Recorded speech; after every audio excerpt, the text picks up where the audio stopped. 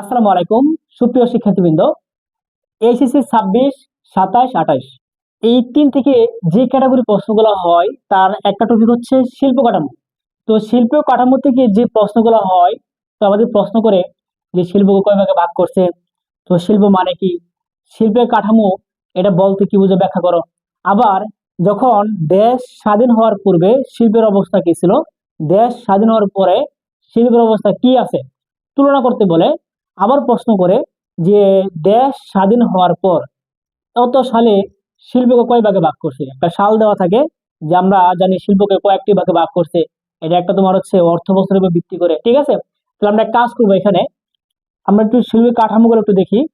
তো এখান থেকে যে আমাদের মূলত প্রশ্ন হয় শিল্পের শ্রেণীবিন্যাস, আমরা এখান থেকে যে টপিকটা বলবো তার নাম হচ্ছে শিল্পের শ্রেণী বিন্যাস। তোমাদের এটুকু একটু ভালো করে পড়তে হবে শ্রেণী বিন্যাসটা, কারণ শ্রেণী বিন্যাস থেকে প্রশ্ন আসবে। আচ্ছা দেখো, যখন দেশ স্বাধীন হয়ে গেছে তখন দেশ স্বাধীন হওয়ার পরে যে কয়টা শিল্প থাকবে এবং প্রত্যেকটা শিল্পের জন্য কিছু নীতিমালা দেওয়া হয়েছে। এই নীতিমালা গুলাকে বলা হয় শিল্প নীতি। তার মানে যে 2010 সালে শিল্পকে কিছু নীতিমালা দিচ্ছে, যে কুটির শিল্প, বৃহৎ শিল্প, মাইক্রো শিল্প, হাইটেক শিল্প, সংরক্ষিত শিল্প, আর অনেকগুলো শিল্প আছে। এই শিল্পগুলা কতটুকু টাকা হলে তুমি গঠন করতে পারবা, তোমার হচ্ছে কয়জন শ্রমিক থাকবে, অমুক শিল্প মানে কি, অমুক শিল্প মানে কি, আমরা সবগুলো দেখবো, ঠিক আছে।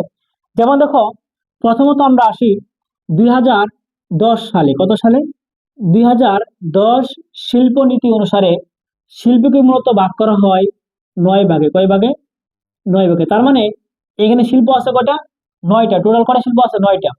যখন দেশটা উন্নত হইতেছে তখন শিল্পগুলো আস্তে আস্তে বাড়ছে, ঠিক আছে। আচ্ছা, তারপর দেখো 2010 গেল, তারপর হচ্ছে 2016 সালে। এই 16 সালে আইসা যেহেতু দেশটা তোমার হচ্ছে উন্নতি হইতেছে, লোক সংখ্যা বাড়তেছে, তার মানে শিল্পের সংখ্যা বাড়ছে। এখানে ভাগ করছে কয় ভাগে? 12 ভাগে। তো আমাদের প্রশ্ন আসবে কত কত সালে কয় ভাগে ভাগ করছে, ঠিক আছে। তার মানে আগে ছিল 9টা, পরে হচ্ছে 12টা, 10 3টা শিল্প বাড়ছে। তারপর তোমার হচ্ছে 2022 সালে।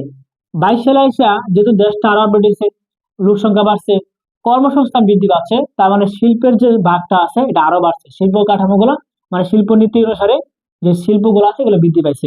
তার মানে এখানে ভাগ করছে টোটাল 17টা। কয় ভাগে বলো তো? 17 ভাগে ভাগ করছে। তার মানে দেখো 10 সালে ছিল 9টা, তারপর হচ্ছে কয়টা? 16 সালে কয়টা? 12টা। 22 সালে কয়টা? 17টা। তো যদি আমাদের প্রশ্ন আসে, আপডেটটাই মূলত প্রশ্ন আসে, এটাই মূলত আমাদের আপডেট। 22 সালে শিল্প নীতিকে কয় ভাগে ভাগ করছে? কত ভাগে বলো তো? 17 ভাগে। তো এরকম টাইপের যে কিছু বেসিক তথ্য আছে যেখান থেকে প্রশ্ন আসে, তোমাকে ওইগুলো নজর দিতে হবে, ওইগুলো ভালো করে পড়তে হবে, ঠিক আছে। এরকম সহজ টেকনিক আরো বিশেষ করে গুরুত্বপূর্ণ এমসিকিউ পেতে অবশ্যই ভিডিওটি শেয়ার দিবা। ধন্যবাদ সবাইকে।